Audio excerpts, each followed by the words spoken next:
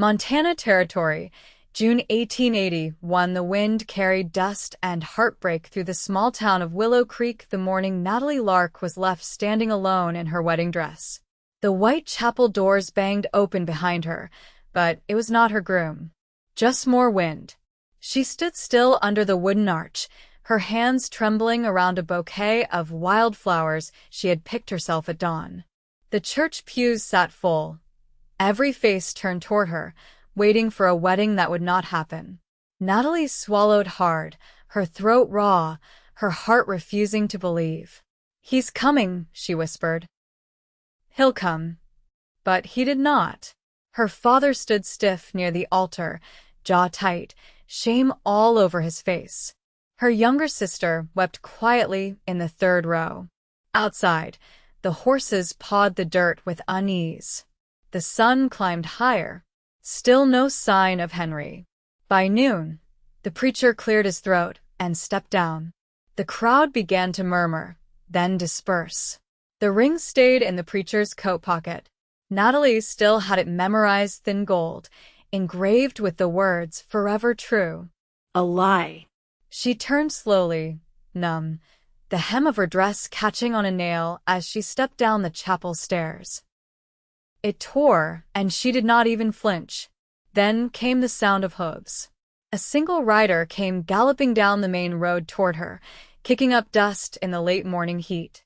He pulled his horse to a stop just yards from the chapel. He dismounted in one smooth motion. Natalie stared, her breath caught. She had never seen him before. Tall, sun-browned skin, rough shirt rolled to the elbows, a Colt at his hip. His eyes were a stormy gray, tired and steady. He took his hat off slowly, holding it to his chest. "He left you," he said, voice low and sure. She blinked. "Who are you?" "Name's Nolan Everitt. I was just passing through when I heard about what happened." He looked at the chapel, then back at her. "You do not deserve to be left like that." Natalie couldn't speak. Her knees trembled. She gripped the bouquet tighter. "I will marry you myself," he said. Her heart stopped. "What?" "I do not care about what brought you here. I care about what happens now. A woman left at the altar deserves better. And I can give you better." His voice didn't waver. She stared at him, her whole life unraveling and reweaving in an instant. "You do not know me," she said. "Maybe not. But I know what kind of man leaves a woman crying in her wedding dress. And I am not that man." Natalie looked around at the few townsfolk still lingering, watching with mouths half open. Then she looked back at Nolan. His eyes were steady. Not pitying. Not desperate. Just sure. "Are you serious?" she asked. "I am." She breathed in hard, her ribs aching against the tightness of her bodice. Her cheeks burned. "You do not even know my name." He tilted his head. "Then tell me." She swallowed. "Natalie." "Natalie Lark." He gave a small nod. "Natalie." "You want to marry me?" She closed her eyes. Henry's voice echoed in her mind, all the promises he made, all the lies. The whispers around town, the pity that would follow her forever. And in front of her stood a man not running, not making excuses, not looking away. She opened her eyes. "Yes," she said. The preacher, still standing nearby, lifted his brows. "You mean right now?" "Why not?" Nolan said. Natalie took a shaky breath. "Do you have a ring?" "No." "But I have my word, and I will get you one by sundown." The preacher stepped forward, uncertain but willing. The chapel door creaked open again, as if the building itself was surprised. They stood in front of the altar.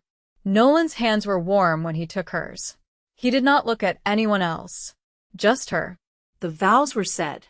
The words were simple. Natalie's voice cracked once, but Nolan's hand tightened around hers, and she steadied. "You may kiss the bride," the preacher said. Nolan leaned in slowly, giving her time. She met him halfway. His lips were rough and warm and careful. Not rushed, not claiming. Just there, like he meant it. By the time they stepped out of the chapel as man and wife, the sun had started to lower, long shadows stretching across the dust. Natalie's torn dress fluttered around her ankles. Nolan helped her down the stairs, his hand firm at her back. They walked together to his horse. "You ride?" he asked. "Yes." He helped her up, then swung up behind her. "My cabin's a ways out. It is not much, but it is clean. You will have your own room. Until you decide what you want." Natalie turned her head slightly. "You mean I can choose?" "You always could," he said. The ride was quiet, the wind tugging at her veil. She leaned back slightly, not touching him but close enough to feel his presence. His cabin stood near the edge of a shallow creek, nestled between cottonwoods. A garden grew wild along the fence. Chickens scratched near the coop. Smoke rose from the hearth. He helped her down. "I will sleep in the barn," he said. "You take the bed." She stared at him. "You really just meant to help me?" "I did." She touched the edge of her veil, then looked down. "Thank you." He nodded once, then turned toward the barn. Inside the cabin, Natalie peeled off the dress, folded it carefully, and put it in the trunk at the end of the bed. She stood in her slip, staring at the fire Nolan had already lit. The warmth crept into her bones. She sat on the edge of the bed. Her heart felt like it was trying to remember how to beat. Outside, she heard him moving hay. The gentle sound of a man working, not running. She lay down, the pillow smelling faintly of cedar and smoke. Her eyes drifted closed. Tomorrow would be strange and new, but tonight there was quiet. And for the first time in weeks, no ache behind her ribs. Just breath. In the dark, she whispered, "Good night, Nolan." Out in the barn, he paused, tipping his head up toward the stars. "Good night, Natalie." A pale blue morning mist clung low over the grass when Natalie stepped barefoot onto the porch, her hem brushing the rough boards. The air smelled of wet earth and wood smoke, and the hush of early light wrapped around the cabin like a held breath. She watched a rabbit dart beneath the fence and disappear into the brush. From the barn came the scrape of a shovel, then the soft thud of hay being shifted. She followed the sound, arms crossed against the morning chill, unsure what to say, or whether to say anything at all. Nolan was already sweating through his shirt, sleeves rolled again, shoulders flexing with each movement. He didn't look up right away. "You always up this early?" she asked, her voice low. He leaned the shovel against the wall, brushing straw from his trousers. "Some habits hold tight when you've been living alone long enough." She shifted her weight. "You weren't expecting company." "No, ma'am." "But I don't mind the quiet being broken." Natalie nodded. "I could help," she offered. "I'm not made of glass." He studied her a moment. "You ever muck a stall?" "No." "But I've done worse." He handed her a bucket. "Then you can start with water and the hens." Barrels behind the coop. As she walked away, she felt his eyes on her, not unkindly, just watching, like he was still trying to decide if she was real. The hens fussed around her ankles as she filled the trough, and it struck her suddenly how far she was from everything she'd planned. And yet, the sky hadn't fallen. The trees still whispered in the breeze. Her hands still worked. Life hadn't ended. It had only shifted. By midday, she'd swept the cabin clean, peeled potatoes, and laid a cloth on the table. Nolan came in with a bundle of kindling under one arm and paused when he saw the meal set out. "That for me?" he asked. She didn't look up. "No," for the preacher. Thought he might drop by. He huffed something close to amusement and set the wood down. "You always cook this much for strangers?" "Strangers don't usually offer to marry me." They sat across from each other, elbows brushing the edge of the table, steam rising between them. She broke a biscuit in half and passed him the butter, without asking. After a while, he said, "You got family nearby?" "No." "My mother died when I was 17. My sister married a year back and moved out toward Fort Benton." Father's never left Willow Creek, but I doubt he'll come visiting. He nodded slowly, chewing. I lost my folks to scarlet fever near Helena. Was 16.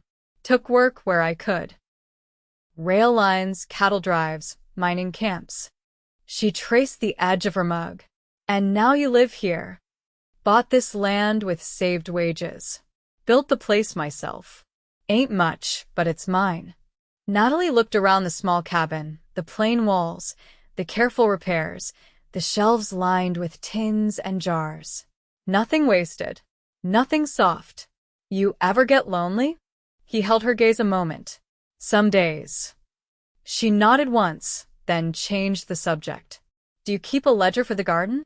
I saw peas coming in, but if we plant beans next week, they might choke each other. He blinked. You know farming? My mother kept a plot out back. Taught me what she knew. She stood and pulled a scrap of paper from the corner shelf. We could draw it out. Plan the rows. He watched as she sketched a rough outline, her brow furrowed in concentration. You're not what I expected. What did you expect? He hesitated. Someone softer, maybe.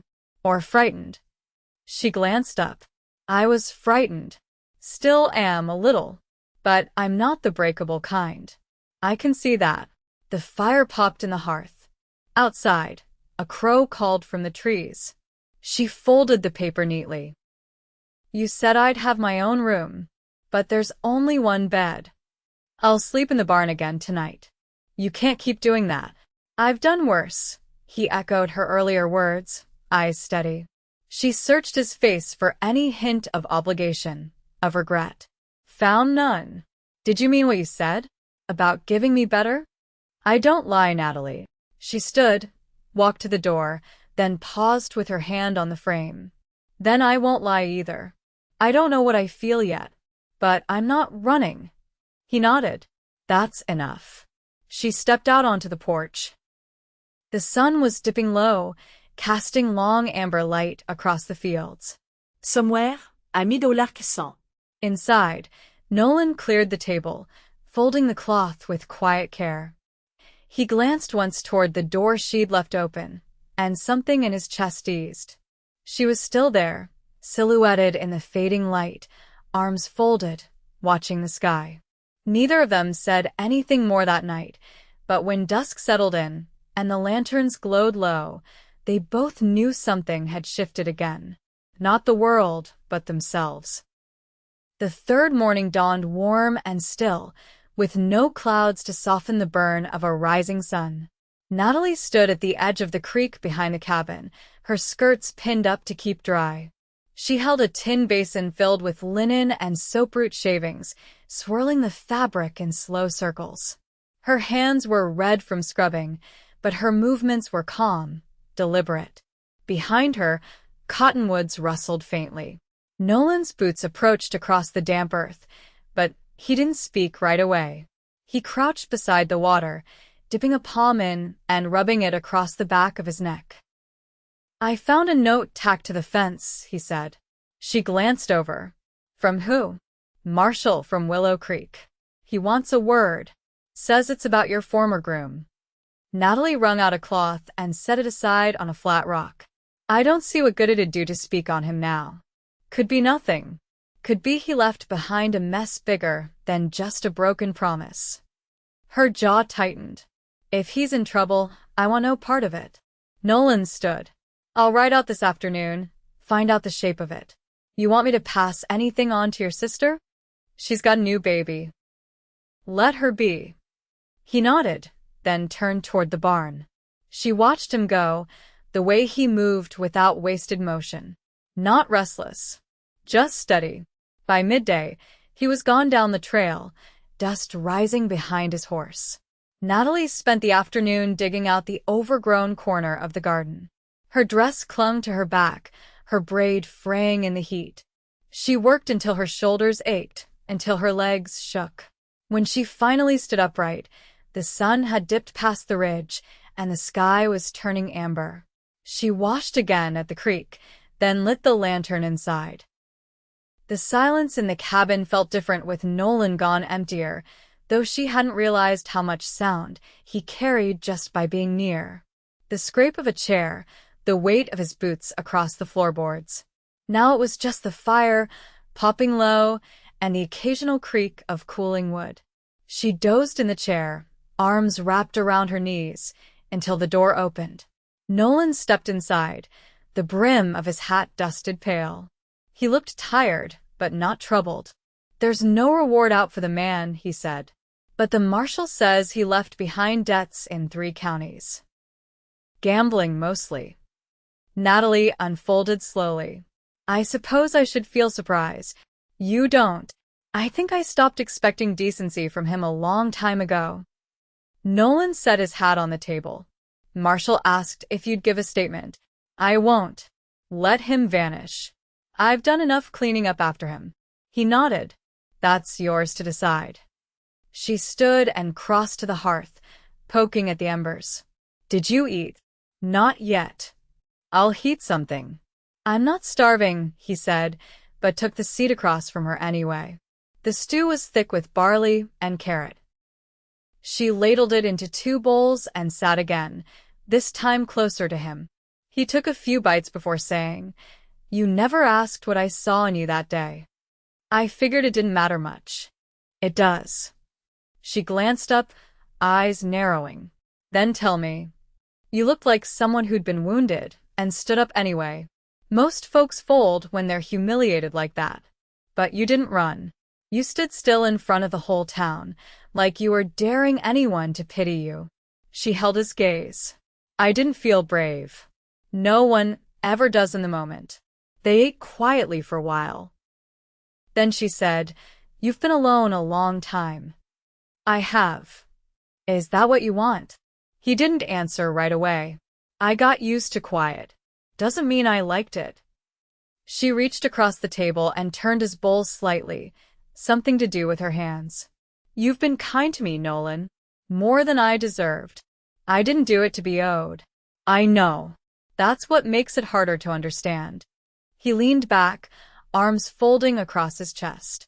"What is it you're trying to figure out? Why you stayed kind when the world wasn't?"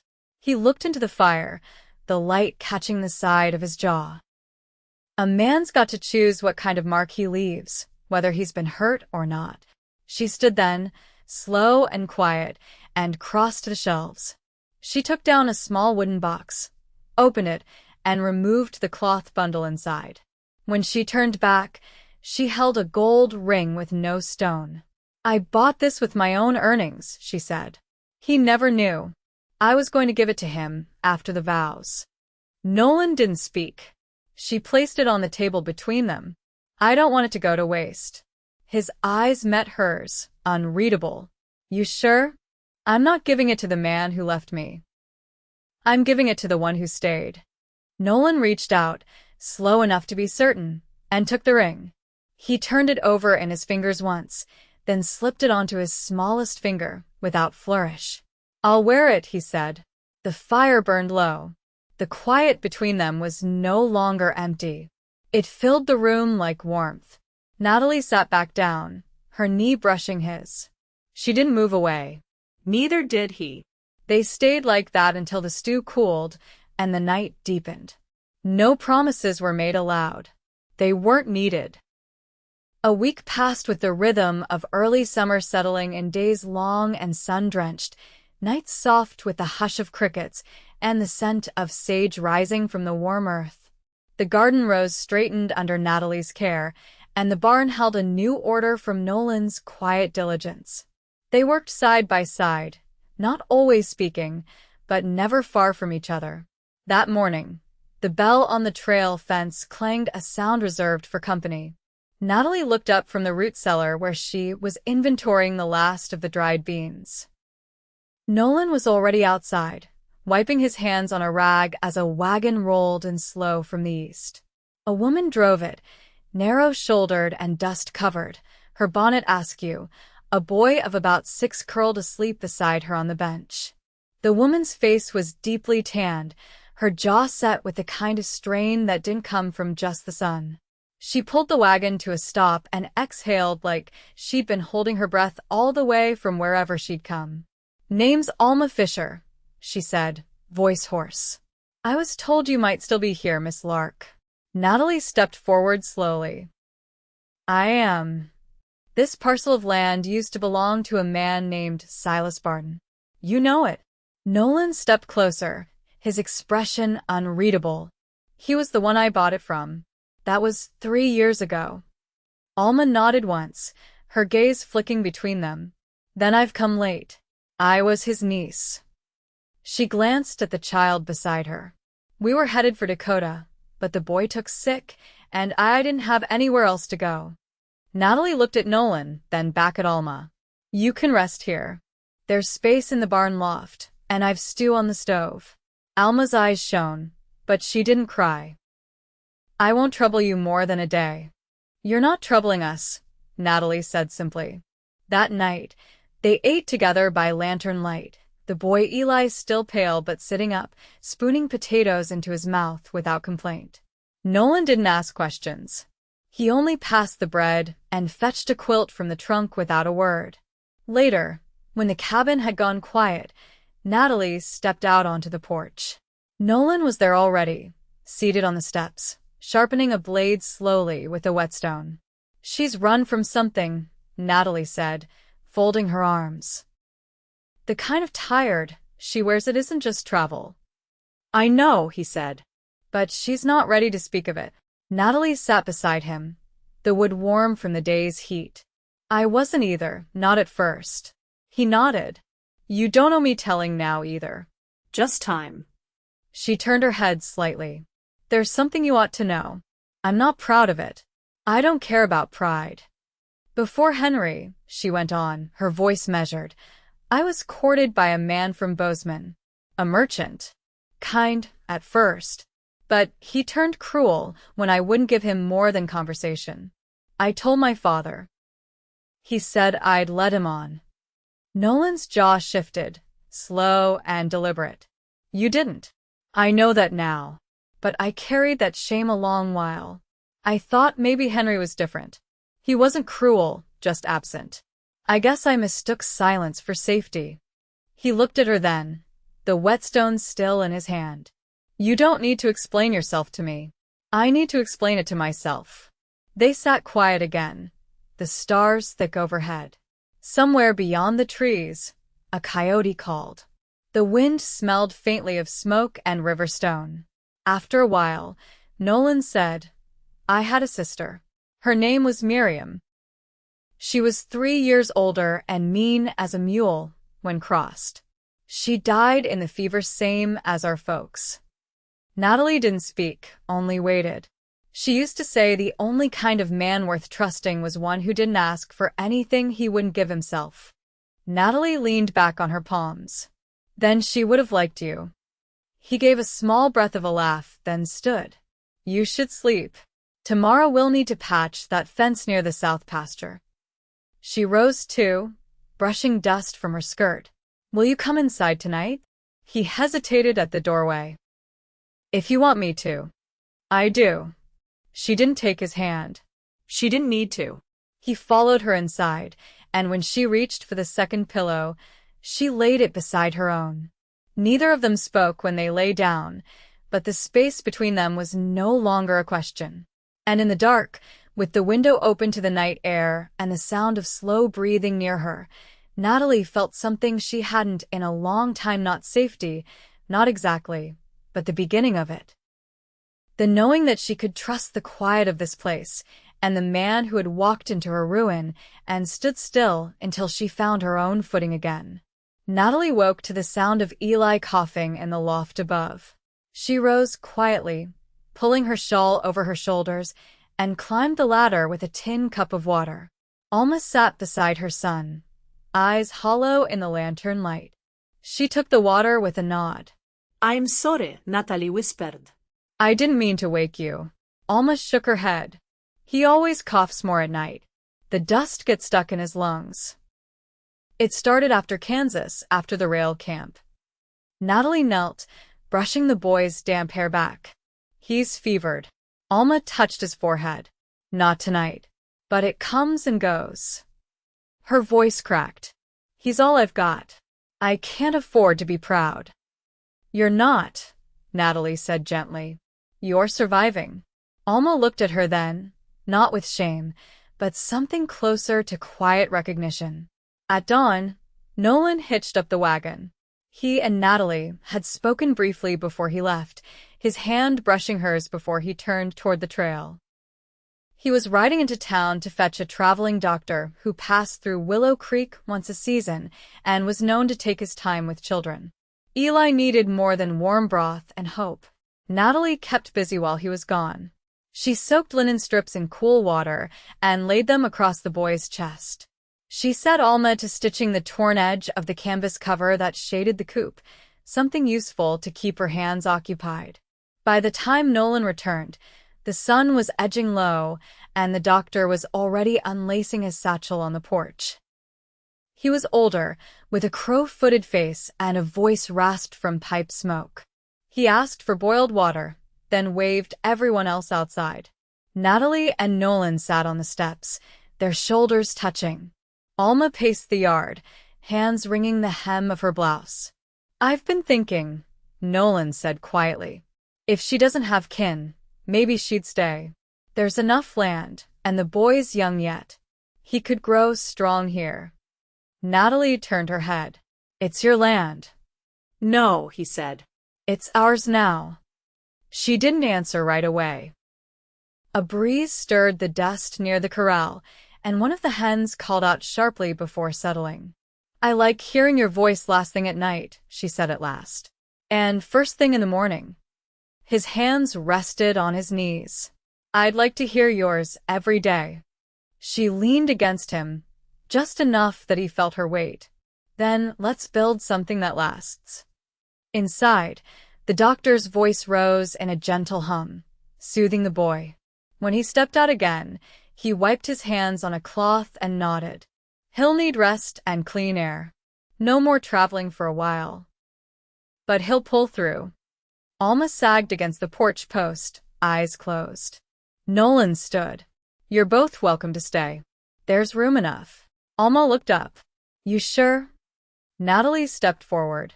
"We are." That night, they shared the cabin. Nolan gave up the bed again, but this time, Natalie took the mattress out onto the porch with him. They lay beneath a sky thick with stars, her head on his chest, his arm around her waist. "You still think this started out of kindness?" she asked. He pressed a kiss into her hair. "No." "Not anymore." She smiled against his shirt. "Neither do I." The seasons passed with gentle certainty. Alma built a small lean-to near the barn and planted a patch of chamomile for Eli's lungs. The boy grew stronger, his laughter returning in bits like spring after hard frost. Natalie and Nolan added a second room to the cabin, and then a third. They planted apple saplings and strung wire for beans. They never spoke of Henry again. On the first anniversary of the day Nolan found her in a torn white dress, they stood hand in hand before a new preacher, this time without an audience. She wore a dress of cornflower blue and had stitched it herself from traded muslin. He wore his cleanest shirt and a look that needed no explanation. "I love you," he said as he placed the ring back on her finger. "That's all I ever needed to know." She leaned in, kissed him slow, and whispered, "Then now you know everything." They spent their days in work and their nights in quiet companionship. No grand declarations were needed, just the way he poured her coffee before she asked, or the way she turned back the bedcovers for both of them when the sun dipped low behind the ridge. Years later, when the apple trees bore fruit and Eli had outgrown his first boots and was helping mend fence posts, the cabin stood strong. It smelled of cedar and bread and smoke. It echoed with laughter and sometimes music when Nolan played the old fiddle he'd once kept hidden in a trunk. Natalie sat on the porch swing he'd built just for her hand resting over his. They had seen sorrow. They had earned peace.